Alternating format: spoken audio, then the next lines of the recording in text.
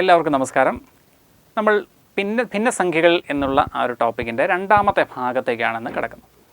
ഭിന്നസംഖ്യകളുടെ തുടക്ക ഭാഗത്ത് നമ്മൾ ബേസിക് ആയിട്ടുള്ള ചില കാര്യങ്ങളൊക്കെ മനസ്സിലാക്കി. ഭിന്നസംഖ്യകളുടെ ആ ഒരു ക്ലാസിഫിക്കേഷനെ സംബന്ധിച്ച ചോദ്യങ്ങളായിരുന്നു കഴിഞ്ഞ ഭാഗത്ത് നമ്മൾ കൂടുതലായിട്ടും ഡീൽ ചെയ്തത്. എന്നാൽ ഈ ഭാഗത്തേക്ക് കടക്കുമ്പോൾ നമ്മൾ ഭിന്നസംഖ്യകളുടെ അഡീഷൻ, സബ്സ്ട്രാക്ഷൻ, സങ്കലനവും വ്യവകലനവും ആയി ബന്ധപ്പെട്ട് ബേസിക് സ്ഥിരമായി ചോദിക്കാറുള്ള കുറച്ച് ചോദ്യങ്ങളുണ്ട്. അപ്പോൾ ഇതെല്ലാം ഏകദേശം സമാന സ്വഭാവമുള്ള ചോദ്യങ്ങളാണ്. നമ്മൾ ആ സങ്കലനം, വ്യവകലനം, അഡീഷൻ, സബ്സ്ട്രാക്ഷൻ എന്നുള്ളത് എങ്ങനെയാണ് എന്നുള്ളത് കൃത്യമായി തെറ്റുകൂടാതെ ചെയ്യാൻ സാധിച്ചാൽ വളരെ നിസ്സാരമായി നമുക്കത് മനസ്സിലാക്കി പോകാവുന്നതേ ഉള്ളൂ. അപ്പോൾ ഇത് ഏതൊരാൾക്കും, ഞാൻ വിചാരിക്കുന്നു ഒരുമാതിരിപ്പെട്ട എന്നെ കേൾക്കുന്ന ആൾക്കാരിൽ ഭൂരിഭാഗം ആൾക്കാർക്കും ഇത് അറിയാവുന്ന കാര്യം തന്നെ ആയിരിക്കും. പിന്നെ നമ്മൾ ശ്രമിക്കേണ്ടത് എന്താണ്? നമ്മളത് വീണ്ടും വീണ്ടും ചെയ്ത് ഇടയ്ക്കിടയ്ക്ക് വീണ്ടും കൂടുതൽ ഒരു 10 ചോദ്യങ്ങൾ, ഒരു 10 ഉദാഹരണങ്ങൾ വീതം എടുത്തെടുത്ത് നമ്മൾ തന്നെ അത് കോൺഫിഡൻ്റ് ആയിട്ട് തെറ്റാതെ ചെയ്യാൻ സാധിക്കണം എന്നുള്ളതാണ്. അതായത് ഇതിനകത്ത് പറ്റാൻ സാധ്യതയുള്ള തെറ്റുകളെന്ന് പറയുന്നത് ചെറിയ ചെറിയ തെറ്റുകളാണ്. ഇപ്പോൾ കുറേ സംഖ്യകൾ എടുത്തിട്ടുള്ള ഒരു കാൽക്കുലേഷൻ ആയിരിക്കും നമുക്ക് മിക്കവാറും ഈ ഒരു ഭാഗത്ത് നിന്ന് ചോദിക്കാൻ സാധ്യതയുള്ളത്. അപ്പോൾ ആ കുറേ സംഖ്യകളിൽ കുറേ കണക്ക് കൂട്ടലുകളുണ്ട്. ചിലയിടത്ത് നമുക്ക് LCM എടുക്കേണ്ടി വരുന്നുണ്ട്, ചിലയിടത്ത് നമ്മൾ ക്രോസ് മൾട്ടിപ്ലൈ ചെയ്ത് ഉത്തരം എഴുതേണ്ടി വരുന്നുണ്ട്. അപ്പോൾ അങ്ങനെയുള്ള കാൽക്കുലേഷൻസ് വരുമ്പോൾ തീർച്ചയായും എവിടെയെങ്കിലും ഒരിടത്ത് ഒരു മിസ്റ്റേക്ക് പറ്റാനുള്ള സാധ്യത അവിടെ തീർച്ചയായും പതുങ്ങിയിരിപ്പുണ്ട്. അപ്പോൾ അതാണ് നമ്മൾ കവർ ചെയ്യേണ്ടത്. നമ്മളൊരു 100 തവണ കാൽക്കുലേഷൻ ചെയ്താൽ ഒരു 2-3 തവണ തെറ്റുക എന്നുള്ളത് സ്വാഭാവികമാണ്. നമ്മൾ എത്രത്തോളം പ്രാക്ടീസ് ചെയ്താലും ആ ഹ്യൂമൻ എറർ എന്ന് പറയുന്നത് നമുക്ക് അവിടെ നിന്ന് ഒഴിവാക്കാൻ സാധിക്കില്ല. എന്നാൽ നമുക്ക് അത് 10-20 തവണ തെറ്റുക എന്നുള്ളതാണ് നമ്മൾ അവോയ്ഡ് ചെയ്യേണ്ടത്. അതായത് നമ്മൾ ചെയ്യുന്ന കാൽക്കുലേഷൻസിൽ ബഹുഭൂരിപക്ഷവും നമുക്ക് ശരിയായിരിക്കണം. ഒരു 95% നമ്മൾ ശരിയായ കാൽക്കുലേഷൻസ് ആയിരിക്കണം ചെയ്യേണ്ടത്. അപ്പോൾ അത്തരത്തിൽ നമുക്കതൊന്ന് കൃത്യമായി മനസ്സിലാക്കാം. ഞാൻ തുടക്കത്തിൽ 1-2 ഉദാഹരണങ്ങളൊന്ന് പറയാം, എന്നിട്ട് നമുക്ക് ചോദ്യങ്ങളിലേക്ക് കിടക്കാം. അതായത് ഏറ്റവും സിമ്പിളായിട്ട് നമുക്ക് ഈ ഒരു ഭിന്നസംഖ്യകളുടെ കൂട്ടലും കുറയ്ക്കലും ഉൾപ്പെടുന്ന ഉദാഹരണങ്ങളാണ് ഞാൻ ആദ്യം പറയുന്നത്. അതായത് അവയിലെപ്പോഴും ഛേദം തുല്യമായിരിക്കും. ഇപ്പോൾ ഉദാഹരണത്തിന് നമ്മളോട് ഒരാൾ ചോദിക്കുകയാണ്, 6-1 എന്ന സംഖ്യയും 6-4 എന്ന സംഖ്യയും ഈ 2 ഭിന്നസംഖ്യകൾ കൂട്ടുകയാണെന്ന് വിചാരിക്കുക. അപ്പോൾ നമുക്ക് എളുപ്പത്തിൽ നമുക്ക് പറയാൻ സാധിക്കും. കാരണം എന്താണ്? ഛേദം രണ്ടിടത്തും തുല്യമാണ്. അപ്പോൾ ഛേദം നമ്മളായിട്ട് കണ്ടുപിടിക്കേണ്ട കാര്യമില്ല. അവിടെ ഓൾറെഡി നമുക്ക് 6 എന്നെഴുതാൻ സാധിക്കും. എന്നിട്ട് നമ്മൾ എന്ത് ചെയ്യണം? 6-1 6-4 കൂട്ടിക്കഴിഞ്ഞാൽ നമുക്ക് 4-1 കൂട്ടിയാൽ കിട്ടുന്ന 5 മുകളിലേക്ക് എഴുതിയാൽ മാത്രം മതി. ഇതാണ് ഏറ്റവും സിംപ്ലസ്റ്റ് അഡീഷൻ എന്ന് പറയുന്നത്, അല്ലേ? ഇപ്പോൾ നമ്മളോട് ഒരാൾ ചോദിക്കുകയാണ്, ഇപ്പോൾ 3-1 എന്ന ഭിന്നസംഖ്യയും 3-2 എന്ന ഭിന്നസംഖ്യയും കൂട്ടിയാൽ നമുക്ക് എന്ത് കിട്ടും എന്ന് ചോദിച്ചു കഴിഞ്ഞാൽ വളരെ വ്യക്തമാണ്. കാരണം ഇവിടെ 3 എന്ന് പറയുന്ന ആ ഒരു ഛേദം കോമൺ ആയതുകൊണ്ട് തന്നെ നമുക്ക് അവിടെ മാറ്റമൊന്നും വരുത്തേണ്ട ആവശ്യമില്ല. പിന്നെ നമ്മൾ ന്യൂമറേറ്ററിൽ കാണുന്ന സംഖ്യകൾ, അംശത്തിലുള്ള സംഖ്യകളെ തമ്മിൽ കൂട്ടി എഴുതിയാൽ നമുക്ക് ഉത്തരമായി 3/3, അല്ലെങ്കിൽ അതിനെ നമുക്ക് 1 എന്ന് സിമ്പിളായിട്ട് നമുക്ക് എഴുതാൻ സാധിക്കും, അല്ലേ? അതുപോലെ തന്നെ ഇപ്പോൾ മറ്റ് കൂടുതൽ ഉദാഹരണങ്ങൾ ഞാൻ ഇത്തരത്തിൽ പറയുന്നില്ല. കാരണം ഇതാണ് നമുക്ക് ഏറ്റവും സിംപ്ലസ്റ്റ് ഫ്രാക്ഷൻ അഡീഷൻ എന്ന് പറയുന്നത്. ഒരു ഭിന്നസംഖ്യകളുടെ ആ ഒരു കൂട്ടലും കുറയ്ക്കലുമായി ബന്ധപ്പെട്ട് നമുക്ക് ചോദിക്കാവുന്ന ഏറ്റവും നിസ്സാരമായ ചോദ്യങ്ങളിൽ ഒന്നാണ് നമ്മളിപ്പോൾ പറഞ്ഞത്. ഇപ്പോൾ ഇതിൻ്റെ തന്നെ നമുക്ക് സബ്സ്ട്രാക്ഷൻ രീതിയിൽ വരുന്ന ഒരു ചോദ്യം ഉൾപ്പെടുത്താം. അതായത് ഇപ്പോൾ 5/7 നിന്ന് 3/7 എന്ന ഭിന്നസംഖ്യ പോയാൽ ബാക്കി എത്രയാകും എന്നുള്ള ചോദ്യം. ഇപ്പോൾ 7 എന്നുള്ളത് കോമൺ ആയതുകൊണ്ട് 7 എന്നുള്ളത് അങ്ങനെ തന്നെ എടുക്കുന്നു. എന്നിട്ട് 5-ൽ നിന്ന് 3 കുറച്ചാൽ നമുക്ക് കിട്ടുന്നത് 2 ആണ്. അപ്പോൾ നമുക്ക് ഈസി ആയിട്ട് ഉത്തരം കിട്ടും 2/7 ആണ് എന്നുള്ളത്. ഇനി ഇതെപ്പോഴാണ് നമുക്ക് കുറച്ചുകൂടി ആലോചിക്കേണ്ടി വരുന്നത്, അല്ലെങ്കിൽ കുറച്ചുകൂടി നമുക്ക് ഡിഫിക്കൽട്ടായിട്ട് വരുന്ന കാൽക്കുലേഷൻ എന്തായിരിക്കും? നമുക്ക് ഈ ഛേദങ്ങളിൽ വ്യത്യാസം വന്നാലായിരിക്കും. ഛേദങ്ങളുടെ വാല്യൂവിൽ വ്യത്യാസം വന്നാലായിരിക്കും നമുക്ക് കുറച്ചുകൂടി ബുദ്ധിമുട്ട് നേരിടുക. അപ്പോൾ അവിടെയും പലതരം ചോദ്യങ്ങളുണ്ട്. അതായത് ഈ ഛേദങ്ങൾ പരസ്പരം ഏതെങ്കിലും ഒരു രീതിയിൽ, അതായത് ഗുണിതം ഘടകം എന്നുള്ള ഒരു രീതിയിൽ ബന്ധപ്പെട്ടാണ് ഇരിക്കുന്നതെങ്കിൽ നമുക്ക് കുറച്ചുകൂടി എളുപ്പമായിരിക്കും. അതേസമയം ഒരു പരസ്പര ബന്ധവുമില്ലാത്ത 2 വാല്യൂസാണ് ഛേദം ആയിട്ട് വരുന്നതെങ്കിൽ നമ്മളവിടെ കുറച്ചുകൂടി ഒന്ന് ആലോചിച്ച് ഉത്തരത്തിലേക്ക് എത്തേണ്ടതായിട്ട് വരും. അപ്പോൾ അത്തരം ഉദാഹരണങ്ങളിലേക്ക് നമുക്ക് വരാം. നമുക്ക് നോക്കാം. ഇപ്പോൾ ചോദിക്കുകയാണ് 2/3 പ്ലസ് 1/6 എത്രയാണ് എന്നാണ് നമ്മളോട് ചോദിക്കുന്നതെന്ന് വിചാരിക്കാം. അപ്പോൾ നമുക്ക് ചിന്തിക്കാൻ സാധിക്കുക, ഇപ്പോൾ 2/3 1/6, 2 + 1 3 എന്ന് നമുക്ക് എഴുതാൻ സാധിക്കില്ല. കാരണം എന്താ? ഇവിടെ വന്നിരിക്കുന്ന ഛേദങ്ങൾ ഡിനോമിനേറ്റേഴ്സ് രണ്ടും 2 ആണ്. അതുകൊണ്ട് നമുക്ക് നേരിട്ട് എടുത്തെഴുതാൻ സാധിക്കില്ല. പക്ഷേ അപ്പോൾ നമ്മൾ ചെയ്യേണ്ടത് എന്താണെന്ന് ചോദിച്ചാൽ, നമുക്ക് കുറച്ചുകൂടി എളുപ്പത്തിൽ ചെയ്യണമെങ്കിൽ 3, 6 എന്നിവ വളരെ കണക്റ്റഡ് ആയിട്ടുള്ള, അതായത് വളരെ എളുപ്പമുള്ള ഒരു രീതിയിൽ ഗുണിതവും ഘടകവുമായി ബന്ധപ്പെട്ടിരിക്കുന്ന സംഖ്യകളാണെന്ന് മനസ്സിലാക്കാം. അപ്പോൾ നമുക്ക് മനസ്സിൽ തന്നെ ഒന്ന് ചിന്തിക്കാം, ഈ 2/3നെ നമ്മൾ 6 ആക്കുന്ന രീതിയിൽ അതിനെ ഒന്ന് റീറൈറ്റ് ചെയ്യുകയാണെങ്കിൽ നമുക്ക് വീണ്ടും ഒരേ ഛേദമുള്ള 2 ഭിന്നസംഖ്യകൾ കിട്ടും. അപ്പോൾ നമുക്ക് കുറച്ചുകൂടി എളുപ്പത്തിൽ നമുക്ക് ആ കാൽക്കുലേഷൻ ചെയ്യാൻ സാധിക്കും. അപ്പോൾ നമ്മൾ ചെയ്യേണ്ടത് എന്താണ്, ഈ 2/3 എന്ന ഭിന്നസംഖ്യയെ നമ്മൾ 4/6 എന്നാക്കി മാറ്റുന്നു. ഒരു ഭിന്നസംഖ്യയെ നമുക്ക് എങ്ങനെ വേണമെങ്കിലും മാറ്റി എഴുതാം. ഒരൊറ്റ കണ്ടീഷൻ മാത്രമേ അവിടെ നമ്മൾ കീപ്പ് ചെയ്യേണ്ടതുള്ളൂ. എന്താണ്, ഒരു ഭിന്നസംഖ്യയുടെ അംശത്തെ നമ്മൾ എന്തുകൊണ്ട് ഗുണിക്കുന്നു അതുകൊണ്ട് തന്നെ വേണം ഛേദത്തെ ഗുണിക്കാൻ. അംശത്തെ 2 കൊണ്ടും ഛേദത്തെ 3 കൊണ്ടും ഗുണിക്കരുത്. അതായത് വ്യത്യാസമുള്ള സംഖ്യകൾ കൊണ്ട് ഒരിക്കലും ഗുണിക്കുകയോ ഹരിക്കുകയോ ചെയ്യരുത്. ഒരു ഭിന്നസംഖ്യയെ നമ്മൾ ഗുണിക്കുകയോ ഹരിക്കുകയോ ചെയ്യുകയാണെങ്കിൽ അംശത്തിലെ ഹരണവും ഛേദത്തിലെ ഹരണവും, അല്ലെങ്കിൽ അംശത്തിലെ ഗുണനവും ഛേദത്തിലെ ഗുണനവും തുല്യമായിരിക്കണം. ആ ഒരു കാര്യം മാത്രം നമുക്ക് ശ്രദ്ധിച്ചാൽ എങ്ങനെ വേണമെങ്കിലും നമുക്കതിനെ മാറ്റി എഴുതാനായി സാധിക്കും. അപ്പോൾ നമ്മൾ 2/3നെ ഒന്ന് മാറ്റി എഴുതി 4/6 എന്ന് എഴുതി. എന്നിട്ട് അതിനോട് നമ്മൾ ഈ പറഞ്ഞ 1/6 എന്നുള്ളത് കൂട്ടി. അപ്പോൾ നമുക്ക് ഉത്തരം കിട്ടും 5/6 എന്നുള്ള ഉത്തരം എളുപ്പത്തിൽ കിട്ടും. ഓക്കെ, ഇതേപോലെ തന്നെ മറ്റൊരു ഉദാഹരണം നോക്കിയാലോ. ഇപ്പോൾ 1/3 എന്ന ഒരു ഭിന്നസംഖ്യ ഞാൻ എടുത്തു. എന്നിട്ട് അതിൽ നിന്ന് നമുക്ക് കുറയ്ക്കേണ്ടത് 2/9 ആണ്. 3/1 നിന്ന് 9/2 എന്ന ഭിന്നസംഖ്യ കുറയ്ക്കണം. നമ്മളെന്താണ് അവിടെ ചെക്ക് ചെയ്യേണ്ടതെന്ന് ചോദിച്ചാൽ, 3, 9 എന്നിവ നമുക്ക് വളരെ എളുപ്പത്തിൽ മനസ്സിലാക്കാവുന്ന ഒരു ഘടകവും ഗുണിതവുമാണ്. അപ്പോൾ നമുക്ക് 2ൻ്റെയും ഛേദം സെയിം ആക്കണമെന്നുണ്ടെങ്കിൽ നമുക്ക് 2ൻ്റെയും സെയിം ആക്കാൻ സാധിക്കുക തീർച്ചയായും 9 തന്നെയാണ്, അല്ലേ? കാരണം ആദ്യത്തേതിൻ്റെ മാത്രം നമ്മൾ മാറ്റി എഴുതിയാൽ മതി, രണ്ടാമത്തേത് അങ്ങനെ തന്നെ നിർത്തിയിട്ട് നമുക്ക് ചോദ്യം ചെയ്യാൻ സാധിക്കും. അപ്പോൾ അങ്ങനെ ചിന്തിച്ചു കഴിഞ്ഞാൽ നമ്മൾ ചെയ്യേണ്ടത് എന്താണ്, 1/3നെ നമ്മൾ 3/9 എന്ന് മാറ്റി എഴുതി. കൂടുതൽ വിശദീകരണം വേണ്ടാന്ന് വിചാരിക്കുന്നു. കാരണം നമ്മൾ 1/3 ഛേദത്തിലുള്ള 3നെ 3 കൊണ്ട് ഗുണിച്ച് 9 ആക്കുമ്പോൾ അംശത്തിലുള്ള 1നെയും 3 കൊണ്ട് ഗുണിച്ച് 3 ആക്കേണ്ടത്. അപ്പോൾ 3/9 മൈനസ് 2/9 എന്ന കാൽക്കുലേഷനാണ് നമുക്കവിടെ ചെയ്യേണ്ടി വരിക. അപ്പോൾ 3/9 നിന്ന് 2/9 കുറയ്ക്കണമെന്നുണ്ടെങ്കിൽ നമുക്ക് 9 കോമൺ ആയിട്ട് എടുക്കാം. 9 കോമൺ ആയിട്ട് എടുത്തിട്ട് എന്ത് ചെയ്യണം, 3 - 2 ചെയ്യുമ്പോൾ കിട്ടുന്ന 1 എന്നുള്ളത് അംശത്തിൽ എഴുതിയാൽ മതിയാവും. അപ്പോൾ നമുക്ക് കിട്ടുന്ന ഉത്തരം 1/9 ആണ്. ഇതേപോലെ തന്നെ മറ്റൊരു ഉദാഹരണം നോക്കിയാലോ. 4/1 പ്ലസ് 12/5 എന്ന കാൽക്കുലേഷൻ നമുക്ക് ചെയ്യണമെന്ന് വിചാരിക്കാം. 4/1 പ്ലസ് 12/5. അപ്പോൾ 4, 12 എന്നിവ ഘടകവും ഗുണിതവുമായ സംഖ്യകളാണ്. അപ്പോൾ നമുക്ക് ഈ 4നെ മാറ്റി 12 ആക്കണം എന്ന രീതിയിലാണ് നമ്മളവിടെ ചിന്തിക്കേണ്ടത്, അല്ലേ? അപ്പോൾ 12 എന്ന പൊതുവായ ഒരു ഛേദം കിട്ടുന്ന രീതിയിൽ ഈ തന്നിരിക്കുന്ന ഭിന്നസംഖ്യകളെ നമുക്കൊന്ന് എഴുതാം. അപ്പോൾ അതിൽ ആ രണ്ടാമത്തെ 5/12 എന്നുള്ളതിൽ നമ്മൾ ഒരു മാറ്റവും വരുത്തുന്നില്ല. മാറ്റം വരുന്നത് ആദ്യത്തേതിൽ മാത്രമാണ്. അപ്പോൾ ആദ്യത്തേതിൽ 1/4 എന്നുള്ളതിനെ 4നെ 3 കൊണ്ട് ഗുണിച്ച് 12 ആക്കിയത് കൊണ്ട് തന്നെ നമ്മൾ 1നെയും 3 കൊണ്ട് തന്നെ ഗുണിച്ച് 3/12 എന്ന് മാറ്റണം. അപ്പോൾ ആ 3/12 പ്ലസ് 5/12 എന്നുള്ള കാൽക്കുലേഷൻ ആയിരിക്കും നമുക്കവിടെ ചെയ്യേണ്ടി വരിക. അപ്പോൾ 3ഉം 5ഉം കൂട്ടിയാൽ കിട്ടുന്ന 8 അംശത്തിൽ വരിക. ഛേദത്തിൽ കോമൺ ആയിട്ട് നമുക്കവിടെ ഉള്ളത് 12 ആണ്. അപ്പോൾ 8/12 എന്ന് കിട്ടും. ഇനി ഒരു ഭിന്നസംഖ്യയെ ഒരിക്കലും നമ്മൾ 8/12 എന്ന് സാധാരണഗതിക്ക് നമുക്ക് എഴുതില്ല. നമ്മൾ സാധാരണ എഴുതുന്നത് എങ്ങനെയാണ്, ഏറ്റവും ചെറിയ രൂപത്തിലാണ് എഴുതേണ്ടത്. അപ്പോൾ 8ഉം 12ഉം പൊതുഘടകമുള്ള സംഖ്യകളാണ്, 4ൻ്റെ ഗുണിതങ്ങളാണ്. അപ്പോൾ 4 എന്ന കോമൺ ഫാക്ടർ പൊതുഘടകം ഉപയോഗിച്ച് നമ്മൾ അവയെ ഹരിച്ചാൽ നമുക്കവിടെ കിട്ടുക 2/3 എന്ന ഭിന്നസംഖ്യ ആയിരിക്കും. അപ്പോൾ നമുക്ക് ഉത്തരമായി വരുന്നത് 2/3. അപ്പോൾ ഇവിടെ നമ്മൾ മറ്റൊരു തരത്തിലുള്ള ഭിന്നസംഖ്യകളാണ് ഇവിടെ എടുത്തത്. ഏത് തരത്തിലുള്ളതാണ്? ഈ അംശവും ഈ 2 ഛേദങ്ങളും തമ്മിൽ, ഇപ്പോൾ ഛേദങ്ങൾ തമ്മിൽ ഏതെങ്കിലുമൊക്കെ രീതിയിൽ പരസ്പരം ബന്ധപ്പെട്ടിരിക്കുന്ന, അതായത് ഗുണിതവും ഘടകവുമായി വരുന്ന ഛേദങ്ങൾ ഉൾപ്പെടുന്ന കാൽക്കുലേഷൻസാണ് നമ്മൾ രണ്ടാമത്തെ ടൈപ്പായിട്ട് പഠിച്ചത്.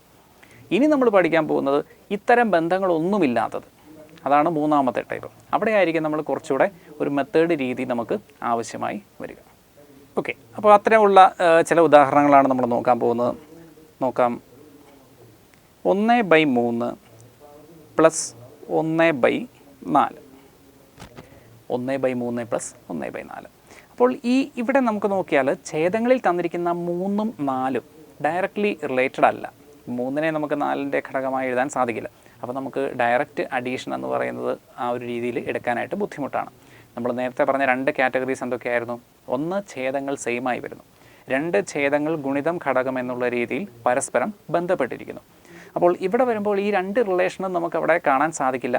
അപ്പോൾ നമ്മളവിടെ ചെയ്യേണ്ടത് ലോജിക്കലി പറഞ്ഞാൽ 3 × 4 അല്ലെങ്കിൽ 3 × 4ൻ്റെ എൽസിഎം കൺസെപ്റ്റ് നമുക്ക് തൽക്കാലം ഒഴിവാക്കാം.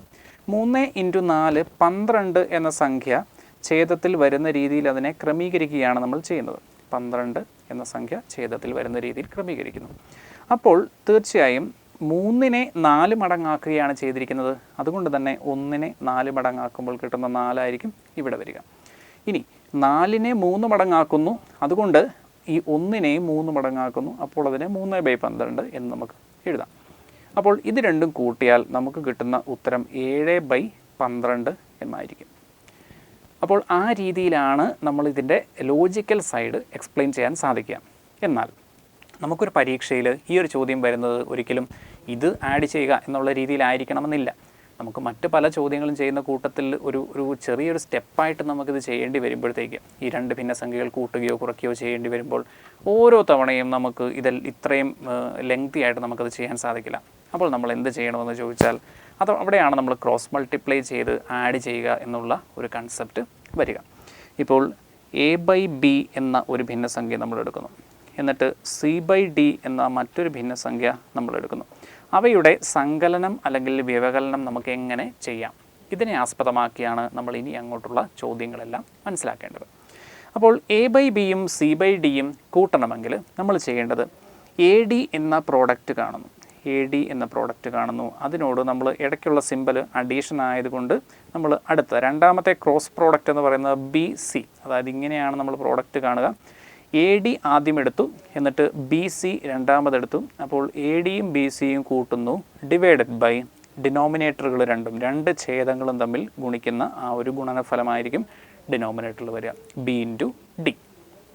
ഓക്കെ ആണല്ലോ. അതുപോലെ തന്നെ ഇപ്പോൾ നമ്മൾ മറ്റൊരു ഉദാഹരണം പറയാം. സബ്സ്ട്രാക്ഷനാണ് ചെയ്യുന്നതെന്ന് വിചാരിക്കാം. ഇപ്പോൾ a/b എന്ന ഭിന്നസംഖ്യയിൽ നിന്ന് c/d എന്ന രണ്ടാമത്തെ ഭിന്നസംഖ്യ കുറയ്ക്കുകയാണ് ചെയ്യുന്നതെങ്കിൽ ഇവിടെ നമ്മുടെ ലോജിക്കൽ സൈഡിന് ഒരു മാറ്റവും വരുന്നില്ല. നമ്മൾ ചെയ്യുന്നത് ക്രോസ് പ്രോഡക്റ്റ് ഒക്കെ ഇതുപോലെ തന്നെ എടുക്കുന്നു, AD എടുക്കുന്നു, അതുപോലെ തന്നെ BCയും എടുക്കുന്നു. എന്നിട്ട് അതിനിടയ്ക്ക് വരുന്ന സിമ്പൽ മാത്രമാണ് മാറുന്നത്. ഡിനോമിനേറ്ററിനും യാതൊരു മാറ്റവുമില്ല, BD തന്നെയാണ്. അപ്പോൾ AD - BC divided by BD എന്നുള്ള രീതിയിലായിരിക്കും ചെയ്യുക. മറ്റൊരു ഉദാഹരണം കൂടെ നോക്കിയാലോ.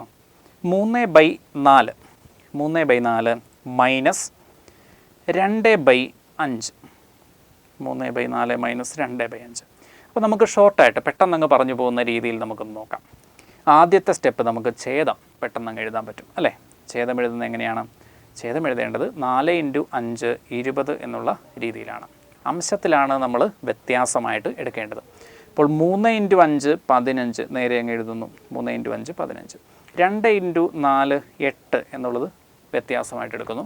അപ്പോൾ 15-ൽ നിന്ന് 8 പോയാൽ കിട്ടുന്നത് 7 ആണ്. അപ്പോൾ 7/20 ആണ് നമ്മുടെ ഉത്തരം.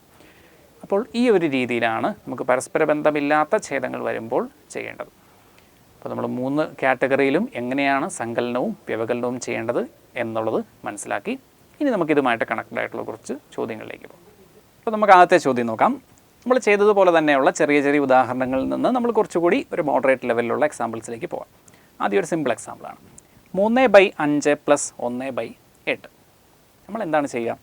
നമുക്ക് ആദ്യം ഡിനോമിനേറ്റർ കണ്ണും അടച്ചങ്ങ് എഴുതാം. അതായത് 2 ഛേദങ്ങളും തമ്മിൽ ഗുണിച്ചാൽ മതി. 5 × 8 എന്നുള്ള രീതിയിൽ നമുക്ക് ഛേദം 40 എന്ന് എഴുതാം. പിന്നെ അംശത്തിൽ വരുന്ന കാൽക്കുലേഷൻ എന്താണ്? 3 × 8 ആണ് ആദ്യത്തെ കാൽക്കുലേഷൻ. 3 × 8 വരുമ്പോൾ നമുക്ക് കിട്ടുന്ന 24 അങ്ങനെ തന്നെ എഴുതാം. രണ്ടാമത്തത് 5 × 1 ആണ്. 5 × 1 ചെയ്യുമ്പോൾ നമുക്ക് കിട്ടുന്നത് 5 തന്നെ. അപ്പോൾ 24 + 5 ഡിവൈഡഡ് ബൈ 40 എന്ന രീതിയിലാണ് വരുന്നത്. ഞാനൊരു വ്യക്തതയ്ക്ക് വേണ്ടിയിട്ട് കുറച്ചുകൂടെ ഒരു അണ്ടർസ്റ്റാൻഡിങ്ങിന് വേണ്ടിയിട്ടാണ് ഈ പറഞ്ഞ 24, 5 എന്നീ സംഖ്യകൾ ഇവിടെ എഴുതുന്നത്.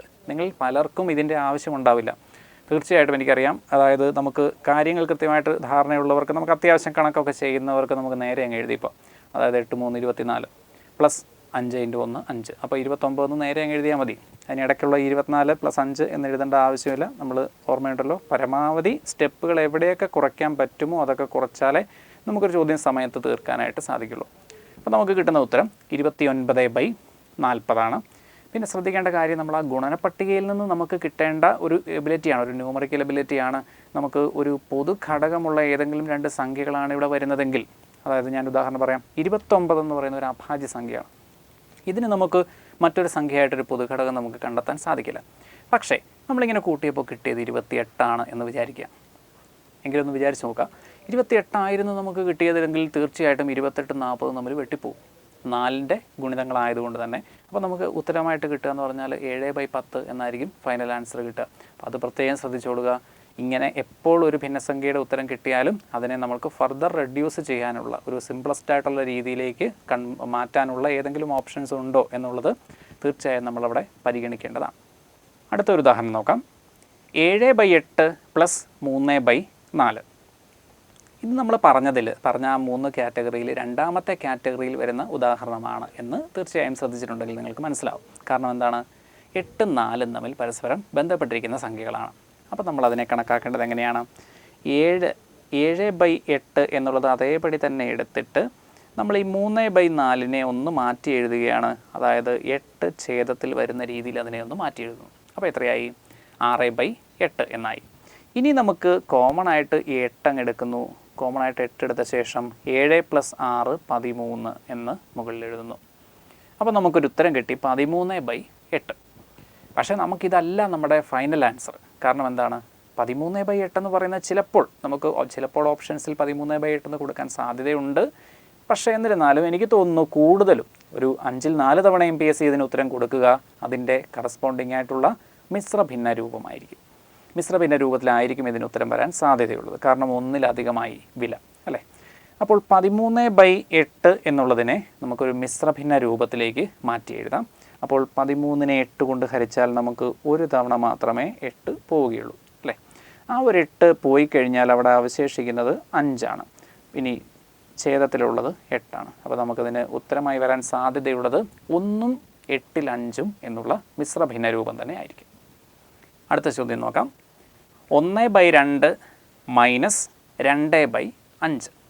1/2 നിന്ന് 2/5 കുറച്ചാൽ എത്ര ഉത്തരം കിട്ടും? അപ്പോൾ 2നെയും 5നെയും നമുക്ക് ഒരു ഘടകവും ഗുണിതവുമായി കാണാൻ സാധിക്കാത്തത് കൊണ്ട് തന്നെ നമ്മൾ ക്രോസ് മൾട്ടിപ്ലൈ ചെയ്യുന്ന രീതിയിലേക്ക് പോകുന്നു. അപ്പോൾ നമ്മൾ ചെയ്യുന്നത് എന്താണ്?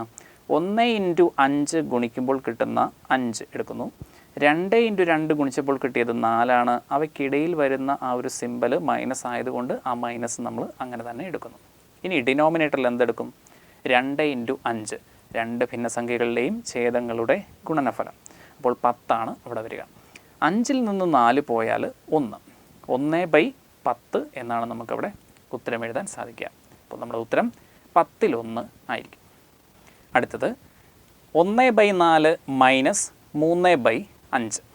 1/4 നിന്ന് 3/5 കുറച്ചാൽ എത്ര കിട്ടുമെന്നാണ് ചോദ്യം. അപ്പോൾ ഇവിടെ ആദ്യമേ നിങ്ങൾ ആ ചോദ്യത്തിലൊന്ന് ശ്രദ്ധിച്ചാൽ നമുക്കൊരു ചെറിയ കാര്യം അവിടെ നിന്ന് മനസ്സിലാക്കിയെടുത്താൽ കൊള്ളാം. അതായത് 1/4 3/5 2 ഭിന്നസംഖ്യകളിൽ വലുതേതായിരിക്കും എന്ന് വെറുതെ ഒന്ന് ചിന്തിച്ച് നോക്കാം. തീർച്ചയായും രണ്ടാമത് എഴുതിയിരിക്കുന്ന ഭിന്നസംഖ്യയായ 3/5 വലിയ ഭിന്നസംഖ്യ എന്ന് നമുക്ക് മനസ്സിലാക്കാൻ സാധിക്കും. അപ്പോൾ ചെറിയ ഭിന്നസംഖ്യയിൽ നിന്ന് വലിയ ഭിന്നസംഖ്യ കുറച്ചാൽ നമുക്ക് കിട്ടുന്ന ഉത്തരം നെഗറ്റീവ് ആയിരിക്കും എന്നുള്ളത് നമ്മൾ ആദ്യമേ ഒന്ന് മനസ്സിലാക്കിയിരുന്നാൽ നല്ലതാണ്. ഓക്കെ, ഇനി നമുക്ക് സാധാരണ ചെയ്യുന്ന അതേ രീതിയിൽ തന്നെ നമുക്ക് ചെയ്ത് നോക്കാം. അപ്പോൾ ഡിനോമിനേറ്റർ 4 × 5 20. 20 ഛേദത്തിൻ്റെ സ്ഥാനത്ത് എഴുതുന്നു. ഇനി 5 × 1 5, പിന്നെ വരുന്നത് 3 × 4 12. അവയ്ക്കിടയിലുള്ള സിമ്പൽ ക്വസ്റ്റ്യനിൽ മൈനസാണ്. അപ്പോൾ 5 - 12 നമുക്ക് കിട്ടുന്ന ഉത്തരം മൈനസ് ആണ് എന്നുള്ളത് മറക്കരുത്. -7. ഇനി -7 / 20. നമുക്കവിടെ കൂടുതൽ സിംപ്ലിഫൈ ചെയ്യാനായിട്ടുള്ള മാർഗ്ഗങ്ങളൊന്നുമില്ല, അല്ലേ? 7ഉം 20ഉം തമ്മിൽ ക്യാൻസൽ ആക്കാനുള്ള മാർഗ്ഗങ്ങളൊന്നുമില്ല. അപ്പോൾ അതുകൊണ്ട് തന്നെ നമ്മുടെ ഉത്തരം ഈ എഴുതിയിരിക്കുന്നത് തന്നെയായിരിക്കും. ഉത്തരം -7/20 എന്നായിരിക്കും. അടുത്ത ചോദ്യം നോക്കാം. ഇവിടെ നമുക്ക് 3 ഭിന്നസംഖ്യകൾ വരുന്നുണ്ട്. നമുക്ക് കുറച്ചുകൂടെ കൂടുതൽ വരുന്ന രീതിയിലേക്ക് നോക്കാം. 7/8 - 3/4 + 1/6 എന്നുള്ള രീതിയിൽ. അപ്പോൾ നമുക്കവിടെ ചെയ്യാൻ സാധിക്കുക, നമുക്ക് 8, 4, 6 ഇപ്പോൾ 3 സംഖ്യകൾ നമുക്കൊരു LCM രീതിയിൽ ഞാൻ ആദ്യം ഒന്ന് എക്സ്പ്ലെയിൻ ചെയ്യാം, എന്നിട്ട് നമുക്ക് അടുത്ത മാർഗ്ഗത്തിലേക്ക് പോകാം.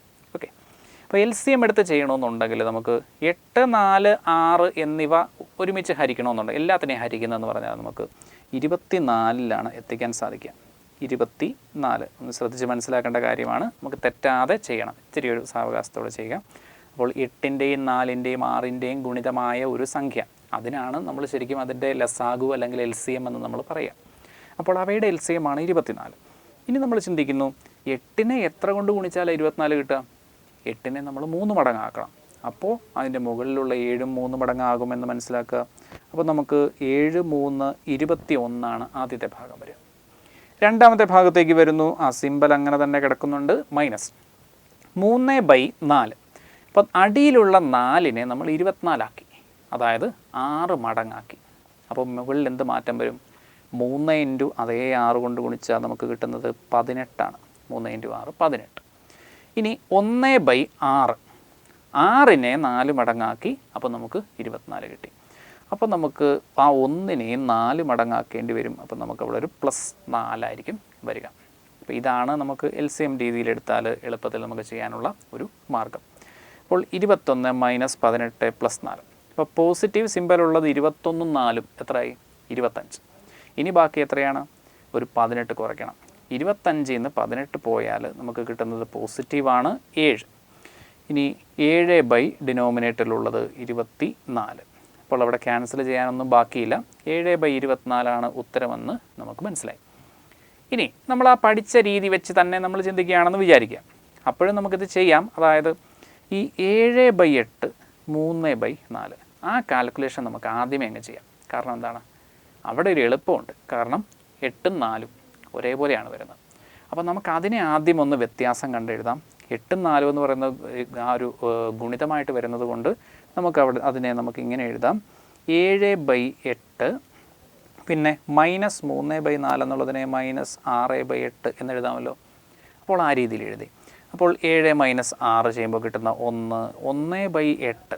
അപ്പം നമുക്ക് ശരിക്കും ചെയ്യേണ്ടത് എന്താണ്?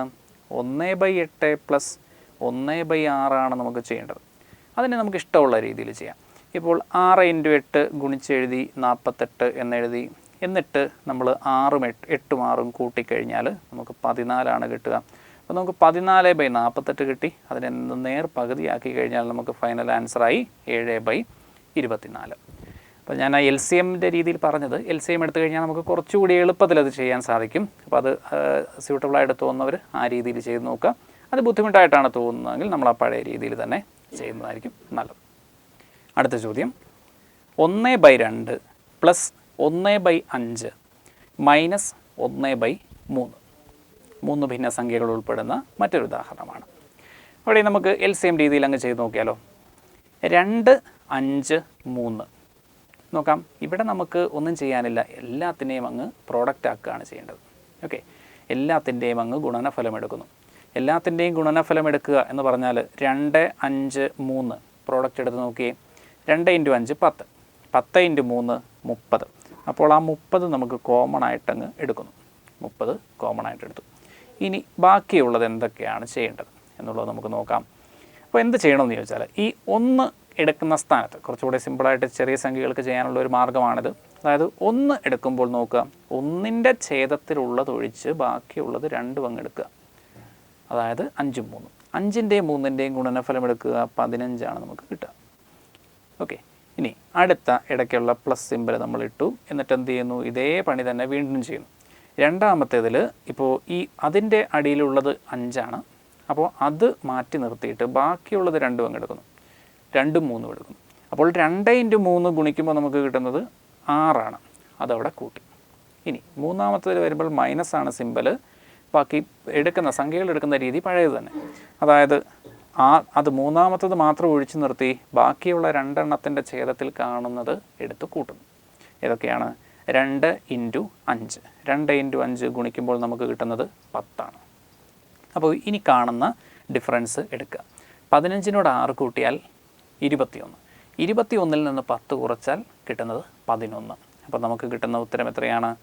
11/30 എന്നാണ് ഉത്തരം കിട്ടുക. അടുത്ത ചോദ്യം നോക്കാം. ഇവിടെ 3 മിശ്ര ഭിന്നങ്ങളാണ് നമുക്ക് തന്നിരിക്കുന്നത്. 3ഉം 3-1, 1ഉം 5-1, -2ഉം 3-2. അപ്പോൾ ഇതിൽ ചെയ്യുമ്പോഴത്തേക്ക് നമുക്ക് എളുപ്പത്തിൽ ചെയ്യാനുള്ളൊരു മാർഗ്ഗം പറയാം. ഒറ്റയടിക്ക് നമുക്ക് അവിടെ ഒരു കാൽക്കുലേഷൻ കിട്ടണം. എന്താണ്? 3 + 1 4 - 2. അതായത് പൂർണ്ണസംഖ്യാഭാഗങ്ങൾ നമ്മളങ്ങ് എടുക്കുകയാണ്. പൂർണ്ണസംഖ്യാഭാഗങ്ങൾ എടുത്ത് നോക്കാം. 3 1 4 -2, അതായത് 4ൽ നിന്ന് 2 പോയി കഴിഞ്ഞാൽ അവിടെ ഒരു 2 അവശേഷിക്കുന്നുണ്ട് എന്നുള്ളത്. ആ 2 അവിടെ കിടക്കട്ടെ, നമുക്ക് ബാക്കിയുള്ള കാൽക്കുലേഷൻ ചെയ്യാം അല്ലേ. അപ്പോൾ ബാക്കിയുള്ള കാൽക്കുലേഷൻ എന്തൊക്കെയാണ്? 3-1, 5-1, 3-2. ഓക്കെ, നമ്മൾ പറഞ്ഞ അതേ രീതിയിലൊന്ന് ചെയ്ത് നോക്കാം. 3-1 + 5-1 -3-2. അപ്പോൾ നമ്മൾ നേരത്തെ പറഞ്ഞ രീതിയിൽ അങ്ങ് ചെയ്തു പോയാലോ? അതായത് 3 × 5 × 3 എത്രയാണ്? 3 × 5 15, 15 × 3 45.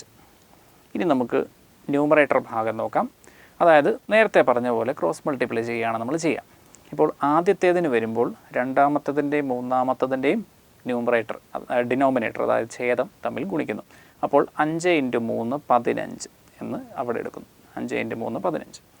രണ്ടാമത്തതിൽ വരുമ്പോൾ അതേപോലെ തന്നെ 3 × 3 ആണ് വരിക. അപ്പം അവിടെ ഒരു സിമ്പിൾ പ്ലസ് ആണ്. അപ്പോൾ 3 × 3 9 എടുക്കുന്നു. മൂന്നാമത്തതിന് വരുമ്പോൾ ഒന്ന് ശ്രദ്ധിക്കണം. അതായത് അവിടെ ഓൾറെഡി ഒരു 2 അവിടെ കിടപ്പുണ്ട് അല്ലേ. ഒരു 2 ഓൾറെഡി അവിടെ കിടക്കുന്നത് കൊണ്ട് ഗുണനഫലവും എടുക്കണം, എന്നിട്ട് ഈ പറയുന്ന 2 കൊണ്ട് ഗുണിക്കുകയും വേണം. അപ്പോൾ അവിടുത്തെ സിമ്പിൾ മൈനസ് ആണ്. ഗുണനഫലം 3 × 5 15 ആണ്. ആ 15നെ 2 കൊണ്ട് ഗുണിക്കുമ്പോൾ കിട്ടുന്നത് 30 ആണ്. അപ്പോൾ ഇതാണ് അവിടുത്തെ കാൽക്കുലേഷൻ വരിക അല്ലേ. അപ്പോൾ നമുക്ക് ഈ കാൽക്കുലേഷൻ ഒന്ന് സിംപ്ലിഫൈ ചെയ്യാം. നോക്കിയേ, 15 + 9 24. 24ൽ നിന്ന് 30 പോയി കഴിഞ്ഞാൽ നമുക്ക് കിട്ടുന്നത് എത്രയാണ്? -6 ആണ് കിട്ടുക. അപ്പോൾ -6/45. -6/45. അതിനെ കുറച്ചുകൂടി ഒന്ന് നമുക്ക് സിംപ്ലിഫൈ ചെയ്യാം. അതായത് 6നും 45നും ഒരു പൊതു ഘടകമുണ്ട് 3. അപ്പോൾ 3 ഉപയോഗിച്ച് അതിനെ സിംപ്ലിഫൈ ചെയ്താൽ നമുക്ക് അവിടെ കിട്ടുക -2/15 എന്നാണ് കിട്ടുക. അപ്പോൾ നമ്മുടെ ഉത്തരം എന്ന് പറയുന്നത് ഈ ആദ്യമേ നമ്മൾ കൂട്ടിവെച്ച പൂർണ്ണസംഖ്യാഭാഗമായ 2നേക്കാളും ഇച്ചിരി കുറവായിരിക്കും. കാരണം നമുക്ക് ഈ ഭിന്നസംഖ്യകളുടെ തുക എടുത്തപ്പോൾ നമുക്ക് കിട്ടിയിരിക്കുന്നത് മൈനസ് സൈനാണ്. അപ്പോൾ -2/15 എന്ന് വന്നു. അപ്പോൾ നമുക്ക് ഉത്തരം വരുന്നത് 2 - 2/15 എന്നായിരിക്കും. 2 - 2/15. അപ്പോൾ 2ൽ നിന്ന് 2/15 പോയി കഴിഞ്ഞാൽ നമുക്ക് കിട്ടുന്നത് എത്രയായിരിക്കും? ഇപ്പോൾ 2നെ നമ്മൾ 2 × 15 30 കണക്കാക്കുക. 30 - 2/15 ആയിരിക്കും. അപ്പോൾ 30 - 2/15 എന്ന് പറഞ്ഞാൽ 28/15. 28/15, അതായത് 1 അവിടെ പൂർണ്ണമായിട്ടുണ്ട്. പിന്നെ മിച്ചം വരുന്നത് ഒരു 13/15 ആയിരിക്കും. അപ്പോൾ നമുക്ക് ഇവിടുന്ന് ഉത്തരം കിട്ടുന്നത് 1ഉം 13/15. 1ഉം 15ൽ 13 എന്നുള്ള ഉത്തരമാണ് കിട്ടുന്നത്. സമാനമായിട്ടുള്ള അടുത്തൊരു ചോദ്യം നമുക്ക് നോക്കാം. 11 6ൽ 1, പിന്നെ അടുത്തത് 3 5ൽ 2. അപ്പോൾ ഇവിടെയും നമ്മൾ കഴിഞ്ഞ തവണ ചെയ്ത പോലെ 11ൽ നിന്ന് 3 അങ്ങ് കുറച്ചിട്ട് ആദ്യമേ അങ്ങ് എഴുതുന്നു 8. എന്നിട്ട് അടുത്ത പാർട്ടിലേക്ക് നമ്മൾ കടക്കുന്നു. 6ൽ 1 5ൽ 2.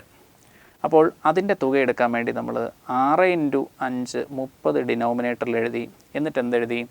ഇപ്പോൾ 5 ഇങ്ങോട്ട് വരുന്നു അല്ലേ. അപ്പോൾ 5 ഇങ്ങോട്ട് വരുന്നു. ഇനി അടുത്ത ക്രോസ് പ്രോഡക്റ്റ് എടുത്താൽ നമുക്ക് കിട്ടുന്നത് 6 × 2 12 ആണ്. അപ്പോൾ 12 കുറയുന്നു. അപ്പോൾ നമുക്കൊരു ഉത്തരം കിട്ടും 7/30 എന്ന് കിട്ടും. അതിൻ്റെ ചിഹ്നം മൈനസാണ്, കാരണം രണ്ടാമത്തെ ഭാഗമാണ് കൂടുതൽ, കുറയ്ക്കുന്ന ഭാഗമാണ് ഇവിടെ കൂടുതലായിട്ട് വരിക. അപ്പോൾ 8ൽ നിന്ന് 30ൽ പോകണം.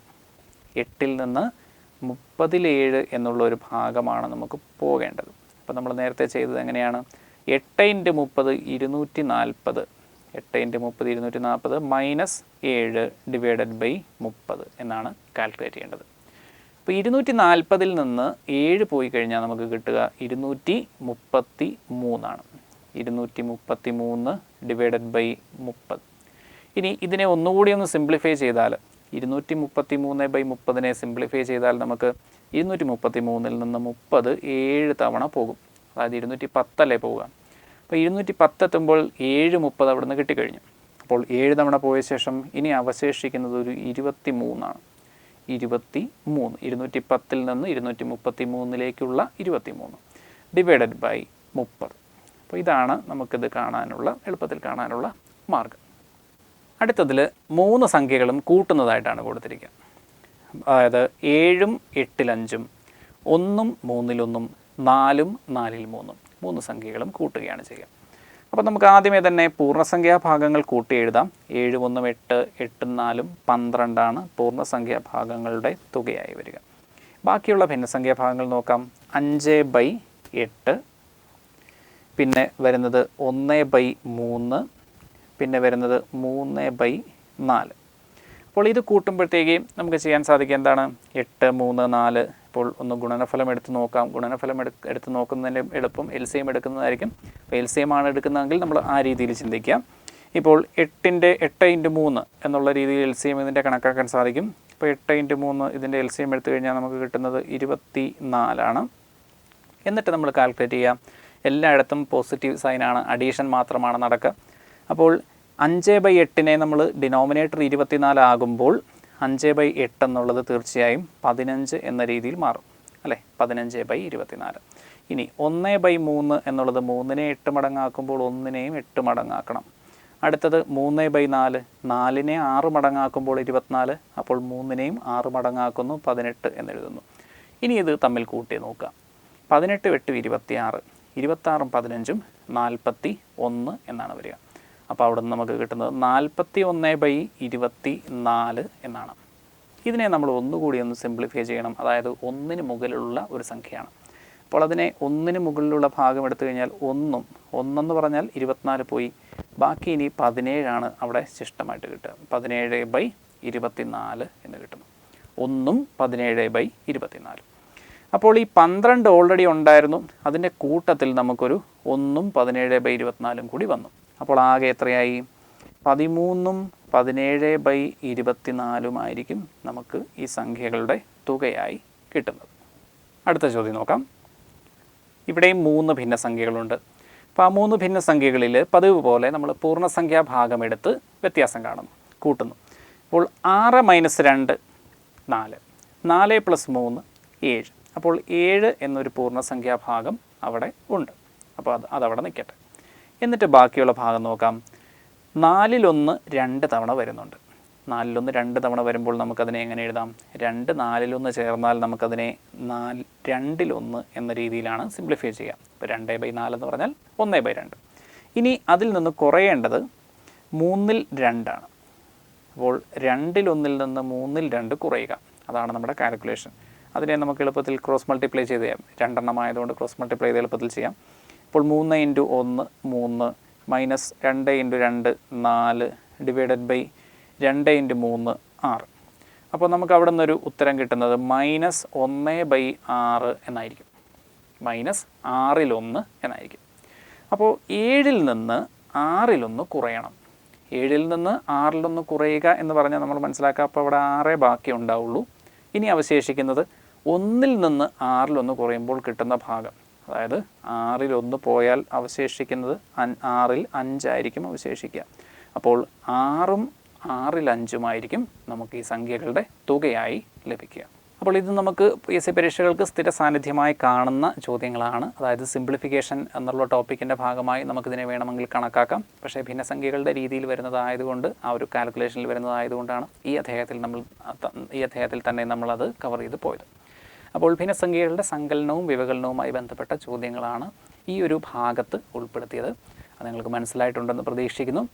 ഭിന്നസംഖ്യയിൽ നിന്നുള്ള കൂടുതൽ ഡിഫറൻ്റ് ആയിട്ടുള്ള ചോദ്യങ്ങൾ നമുക്ക് അടുത്ത അധ്യായങ്ങളിൽ ഉൾപ്പെടുത്താം. Thank you.